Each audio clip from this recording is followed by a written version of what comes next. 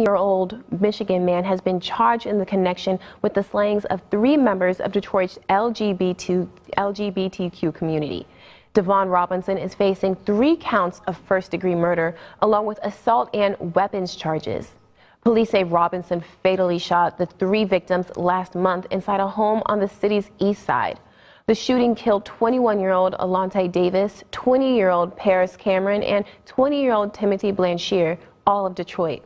Prosecutors say Davis and Blanchard were gay men and Cameron was a transgender woman. Investigators are still trying to determine if an exact motive for the shooting. Robinson was arraigned early Friday and remains in custody.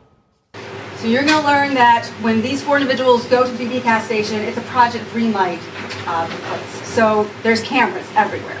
You only have audio where the clerk is, no audio anywhere else. But you're going to see this Greenlight video, and you're going to see that this is where these individuals, for the first time, come into contact with the defendant, Devon Robinson. You're going to see Paris Cameron. Paris is a transgender woman. You're going to see her coming on to the defendant flirting with her, and there's a lot of back and forth. And Blair's going to tell you about what was happening in that gas station, what he was witnessing, and what he was seeing. So you're going to learn that the defendant is in there, he and Paris are flirting with each other, they're talking. You're going to see the inside of the camera, the inside of the gas station, the outside of the gas station. And then you're going to hear from where the clerk is, the defendant, as he's paying for something, you're going to hear him conversing with the clerk, pretty happy, and the 2 of them are laughing. They're like, they're gay, they're gay. You're going to hear that very clearly. You're going to learn that once the 4 individuals leave, Blair's trying to get Paris to come. Paris is trying to wave down the defendant. She's telling them where they're going, just 2 blocks away on Devonshire. And you're going to see the defendant, he leaves the gas station, and when he does so, you're going to see him walk back towards his house. He's wearing these light clothes, walks to his house, turns around, walks back towards the gas station, stops, back to the gas station. And then you're going to see him turn around again, walk right past his house toward Haverhill, and you'll see again on the Greenlight video when he comes back to the gas station, and you're going to see him kind of throwing his arms up in the air, and that's because at that time Blair's driving the car around trying to find his wallet that he's lost. Ultimately, the defendant ends up walking himself over to Devonshire, where Paris has invited him to. And when the defendant arrives over on Devonshire, Blair's going to tell you Paris was over the moon. She was completely excited to see him. You're going to learn that Armand Matthews would stay behind at the house, was not in the gas station, that he sees the defendant, and he realizes that he knows him. Doesn't know his name, but that he knows him from school when he was younger. Armand grew up in this neighborhood. Armand is going to tell you that he actually moved out of this neighborhood because he's a gay male, and this was not a place where he felt he could live peaceably. Armand's going to tell you he sees the defendant.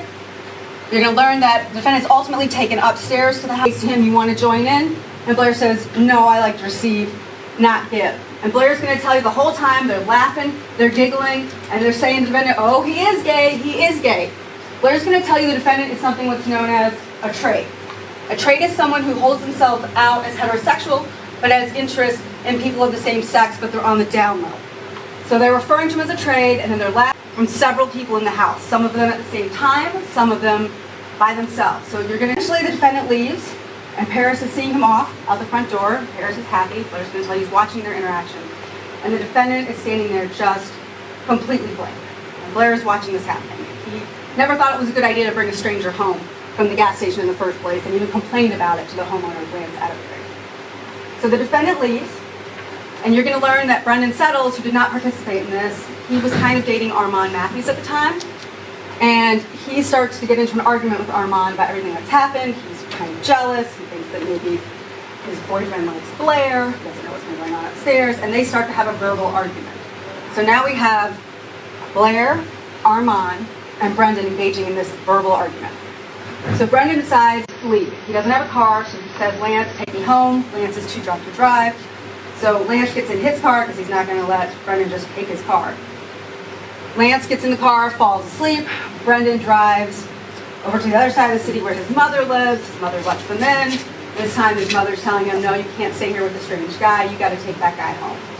Meanwhile, back on Devonshire, Blair has lost his wallet. They go back to the store, his friends go back to the store, retrieve his wallet. They're not back in the house for 10 or 15 minutes. We're now getting to about between 4:50 a.m. and 5 a.m. They're again drinking and having fun. It's just at this time, Alante, Timothy, Paris, Armand, and Blair. 5 of them. And they're sitting around this card table and they're laughing and they're drinking. And Blair and Armand are going to tell you all of a sudden they hear gunshots. They first think it's firecrackers. They're having fun, not thinking that something's going to happen to them. And they're sitting there and they hear gunshot after gunshot. They immediately think, fireworks, what's going on? They look up and they see a man with a mask and he's firing at them. Everyone at that table flees that table and it is a massacre. You're going to hear that Blair runs into the bathroom, shuts the door. He's hearing screaming. Paris is being shot. Alante is being shot.